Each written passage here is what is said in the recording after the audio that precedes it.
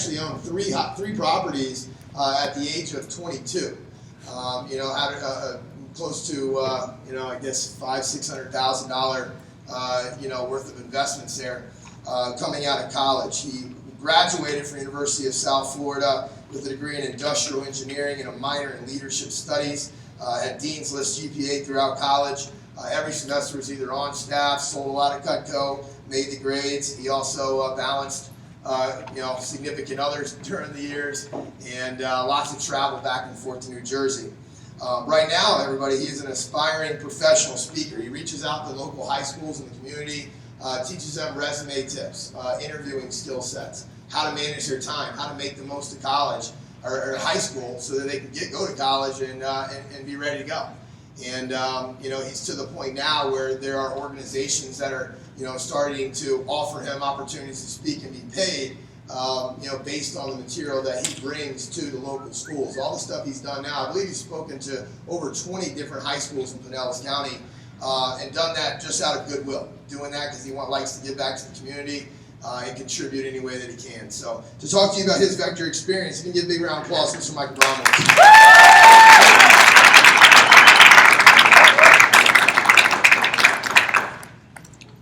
I'm very excited to get a chance to share a little bit about me. And I want to talk a little bit about me before Vector because I think that's important. I want to spend most of my time just talking a little bit about my experience with Vector and what it's done for me as a person.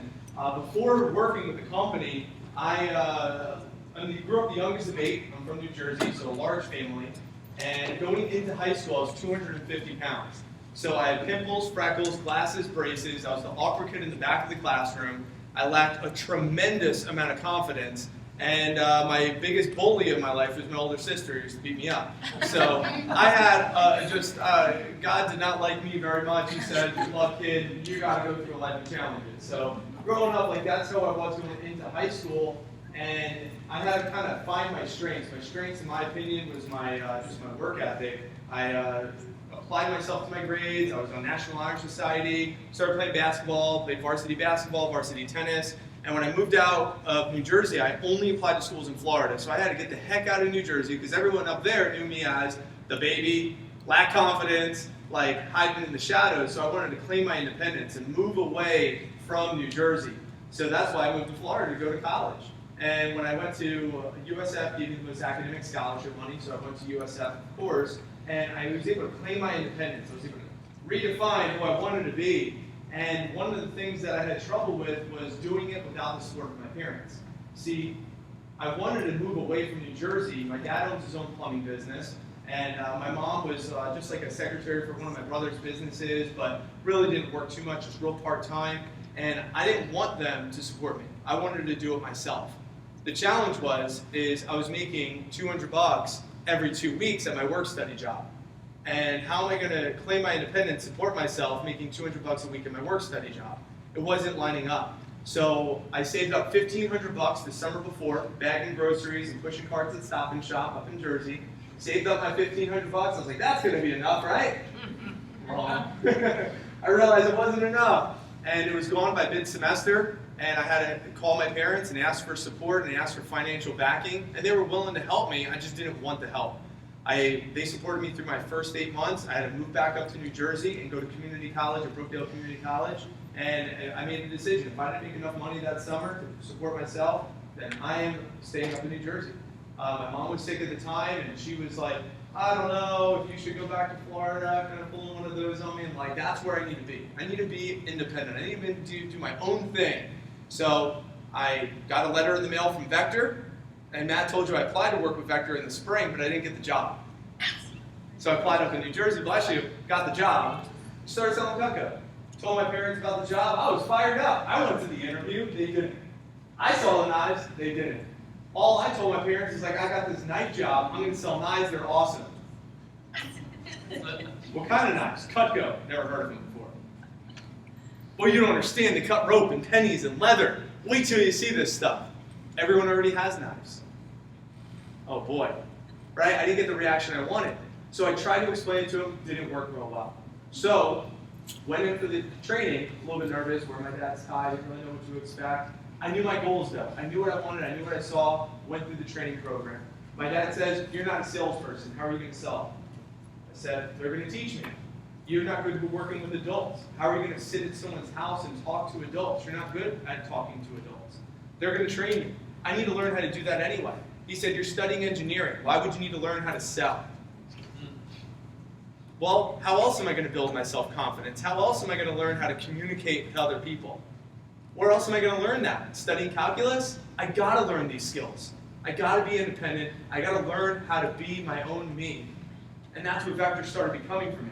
It was motivated by the money, but then it turned into something more. I started learning how to hone my skills. I started learning how to have a planner and how to manage my time. I started learning how to set a goal and now how to plan on how to achieve those goals. I started learning how to communicate with people I'm going to be job interviewing with after college. I know I was going to go in for job interviews.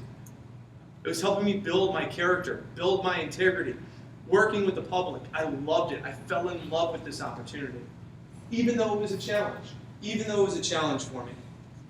And I don't know if any of you parents can relate to the initial reactions that my parents gave me. I know the first time I started making phone calls, I was super nervous. This is 10 years ago. I had dial-up internet. My best friend had a beeper. It wasn't the Facebook ways where I could just text my friend and say, hey, I need your parents' number. I actually had to call people. It was just different. So I started questioning, is sales for me? My dad started asking me questions. What if you run out of people? I could give you my clients, I could, give you my workers, you have a large family, but then what? They'll train me, they'll teach me everything. Put confidence in the program. They just want you to sell to your family so you can, and that's it. It's no, I'm going to do this I'm going to do this through college. And I was committed. There were ups, there were downs, there were challenges along the way. There's no doubt about it. I hit roadblocks. When I moved down to Tampa, knew 0 people. We didn't have a virtual demo back then. 10 years ago, we barely had internet. Facebook just started coming out. MySpace was there. 10 years ago, I didn't have a virtual demo. I moved to Tampa, what the heck am I going to do? So I tried to meet new people. You know how hard that is? To meet new people and convince them to give me an hour of my time. Hey, I just met you. You're a stranger. You're my college professor. Can I have an hour of your time at your kitchen? I know you don't know me, but I want to show you some knives, right? What the heck? Hey, I don't know you, but you cash my check every week. Can I come over to your house and sit down with you and your husband and do an appointment? What? Right? I know you're the property manager of my apartment complex, but can I have an appointment with you to show you some knives? What? If you told me that when I was in high school, there's no way. It was impossible. But my managers that believed in me, and they showed me a strategy of how to do it. Did I get rejected? Of course. But did I learn from the rejection? Did I grow from the rejection? Absolutely. And that's what I loved about the opportunity. People around me that believed in me, that coached me, that helped me see things that I never saw for myself. It was awesome. I created appointments. They introduced me to more people. It was awesome, except I went 0 for 17. 17 no sales in a row. Backed by another 2 sales. And then I went 2 for 19. What do you think my parents started saying? Hey, Mike, you got this. I know you can do it. You could do well at anything you put your mind to. Wrong. Thanks, Dad. No. He said the job was good while it lasted. It was good up in New Jersey. You did well. Let's go get a real job like your friends. Nuh-uh, Dad. No. I'm going to find a way. After a lot of tears, a lot of challenges, a lot of pep talks with my mentors, who I was in Matt King's office, a lot of the coaches, a lot of the support system, they pulled me through it. They helped me get unstuck. They helped me see things that I wasn't able to see for myself. They believed in me. Not that my dad didn't believe in me, he was trying to protect me. But here at Vector, they challenged me. They pushed me. They wanted to see what my full potential and capacity offered. And I got through it. I ended up getting to FSM, making half of what I sell. I started being able to develop relationships. I started getting better at working with people. I started developing a high level of self-confidence. I started becoming the person that I wanted to be. It was awesome. It was absolutely awesome. My dad started showing trust in me. Originally, he said, here's what I got. I can help you with this many people. And then all of a sudden, I start doing well. I start kicking butt. I don't need you, Mom and Dad. I got this. I love you, but I got this. And now all of a sudden, he knows I got it, so he starts giving me people to call and do appointments with. Dad, where were you when I was struggling? Right? Where were you when I needed you? And I learned a valuable lesson there. I hate to say it because my dad, I learned that when you're down, people try to not keep you there intentionally, but whatever. But when you're on fire, they want to support you. It was crazy. I didn't understand it. And the best way someone explained to me, it's like you walk over the bum to go to the concert that you'll pay $100 to go watch you perform, right? And it's it was mind-blowing for me, the lesson of people are attracted to success, and they try to avoid the pain of failure. It was a crazy concept for me to be exposed to at 19 years old, 20 years old, but it was the truth it was my truth that I realized. And all of a sudden, as Dad started showing me he believes in me, when he started giving me all these people to call, he's like, here, I just did a job. He's a plumber. He's like, I did a job. I didn't charge him full price because I told him to buy knives from you. Give him a call. Thanks, Dad. I appreciate that. I wish I had that a little bit a while ago, but I'll take it now. And all of a sudden, I started getting support. That's what gave me the confidence. Now, I created it. I had to create it, but then people started coming to help support me, and Dad was a big player in that. One of the things I want to ask of a few of you parents in here before I just transition is something that I learned in my life, and I'm 29, just turned 29, just hit my 10-year anniversary with the company in June, and a lot of my friends are on their third or fourth or fifth job now after college, in the same company 10 years. And one of the things that I've learned is challenges are a good thing, right? We don't think that they're good at the time, but I'd be willing to ask one parent, if you don't mind, if there's more than one that are eager to share, that'd be awesome. I know we're going to have Carlos's mom, Ms. Cordero, in a moment, share with us. I'm super excited for that. One parent that wouldn't mind just sharing a challenge, something that you experienced in your life that was a challenge at the moment you thought it was oh my gosh, this is horrendous, but it kind of defines who you are. It helped you develop into the person you are. Maybe it was a time when you were young, maybe it was a time when you were older, maybe it was when you were in college, when you were a parent, whatever. Is there one brave parent that wouldn't mind sharing a personal experience where it was super challenging for you, and the moment was hard, but later on you look back on your life and you're that defined who I am, that was an important part of my life? One brave soul. We'll think of another cheese knife. You'll do it for a cheese knife? Awesome. Would you mind standing up? What's your name? My name is Frances Newville. Guys, it's freaking Frances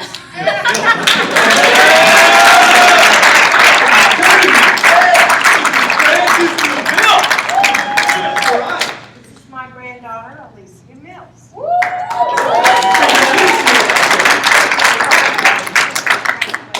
In May, I believe, right? May? But I'm a hairdresser, and I've been a hairdresser since 1965. It's a really long time. Wow, you started at 4 years old. That's right. But when I was in 2003, I always loved education and totally believed in education. So I was at a show in Orlando, and I met a group of haircutters, and it's called the Helix Academy, and it's in Tennessee, where a hairstylist can actually go and get a PhD in styling hair, which is very unheard of in our business. But part of that experience is you have to get up in front of a group of people and you have to give a little talk. And I'm like, oh no, I'm not doing that. There's no way you're getting me up there. So my sister and I stayed in a hotel room for 2 days, and I'm practicing and practicing. But because of that, I can get up in front of you guys and I can tell a joke, I can tell a story. So you just have to be pushed over that edge once in a while to find out who you are. I found out I'm not that little shy, hide behind my chair. Go, girl. Hairdresser. Yeah, right. Let's give her a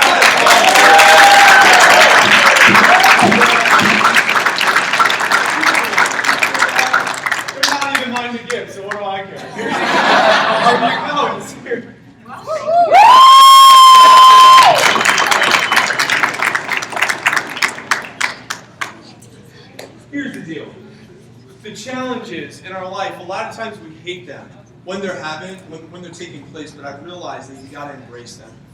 And I learned that there's two types of challenges. There's circumstantial, and then there's intentional. And Vector helped me understand the difference between those two. Circumstantial is created by something outside of our control, and intentional is something that we choose to go through in order to help us grow. See, in Vector, there's a lot of intentional challenges. You may have heard of push weeks, right? Intentional challenges are push weeks. Public speaking, asking for sales, asking for recommendations, asking for the order. We have intentional challenges. Some of the intentional challenges that I put myself through is the public speaking and writing the book and running. And those are intentional challenges. Walked across burning hot coals at Tony Robbins. Intentional challenges. Dancing. Intentional challenge. Walking up to strange, great-looking individuals and saying, hey, come dance with me. How to build some confidence there. And losing weight. That's always a health challenge that we put ourselves through intentionally, creating more energy, a sustainable lifestyle. Then there's circumstantial challenge. Through Vector, I learned how to handle the intentional challenges because they made me, they forced me to grow. But those challenges prepared me for the circumstantial challenges that life takes place. For example, Matt told you about my real estate. I was doing good. I was doing real good. Then 25 years old hit, 20 to 22, 23, I was good. When I turned 25, not so good. And those of you guys that invested in real estate, you know what I'm talking about. So I had 3 houses, and the market plummeted. Absolutely plummeted. It was close to $1 million in assets. So not only did I lose my properties, I also lost $130,000 of my own money. Can you imagine graduating college, feeling on cloud 9, having all of this saved, retirement ready to go, and losing $130,000 of your own money, and on top of that, all of your assets? That sucked. Sorry for using a hard word, but that's about the only word I could use. It was hard. That was hard. It was really tough for me to go through. I think about the other challenges, being in a 7-year relationship. 7-year relationship and then ended. That's a circumstantial challenge that I was out of my control. It just wasn't right. I think about my best friend losing his life in a fatal car accident. That was a hard challenge. We had lunch plans on Sunday.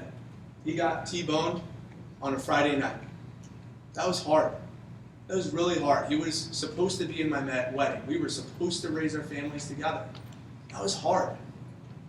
It was hard while going through the management training program like a lot of your sons and daughters are doing right now, and traveling home to see my mom, who was sick at the time, 26 trips in 8 months, and racking up credit card debt because I had no one else in the family that was going to support me. I was doing it myself.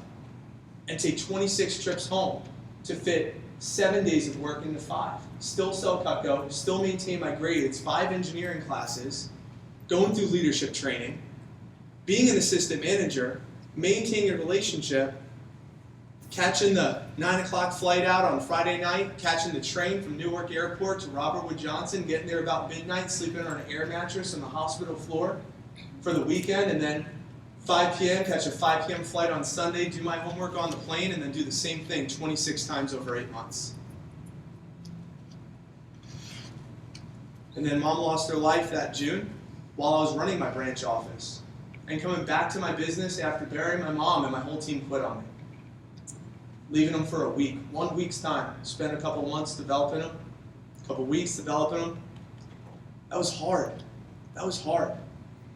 It was challenging. There was a lot of life challenges that have taken place. And recently, my sister lost her life last week. It's hard.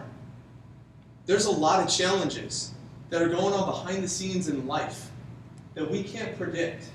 But what Vector has taught me is how to take the strength that I developed through selling those knives and not only use them to my own advantage to help me get through my life circumstances, but allow me to influence other people in the process. Vector has been a great vehicle through my 20s. I've influenced now well over 10,000 individuals, young professionals, tomorrow's leaders, through my words, through my lessons, through the concepts that I've learned through selling these knives. I'll be publishing a book about these concepts, I speak and influence the masses about it, and myself and all the district managers and all the managers in our business feel the exact same way, that your kids are being influenced through growth. And we're on the exact same team. We want your kids to grow into the best versions of themselves so they can make a difference in other people and be the voice of encouragement, just like my managers and my mentors were for me. And that's my Vector experience through the eyes of your Clearwater District Manager. Appreciate it.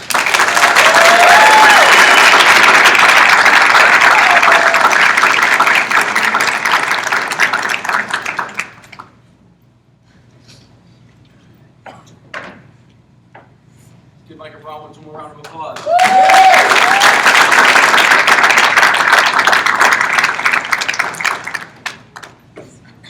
They said, Carlos, bring your mom up. I was like, all right. So I could say a bunch of awesome things against my mom. And she's amazing. She works in human relations in Miami. And she works with ING Direct, I think is the name of the company. But I can tell you all these stats about her. She's freaking awesome. She's the love of my life. And when I told her I was going to sell knives, that was a funny conversation. Through my 7-year career now with Vector, I started when I was 17 years old. I was a junior in high school. And, now I'm 24 years old and I'm the district manager in Tallahassee. It's been a fun ride. And she's going to give you the perspective, of how she felt in the beginning. She's going to talk about what she saw during that process and I guess how she feels now.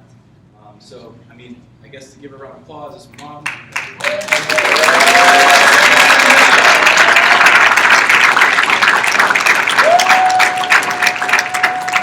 No music? What's going on in here? And she's a diva. Good evening, everyone. I am so pleased to be here. It really is a great honor, and I thank you all for coming, because 7 years ago, I was feeling exactly the way parents are feeling now, like selling knives, like really? So I'm not a good public speaker. This is not part of my job.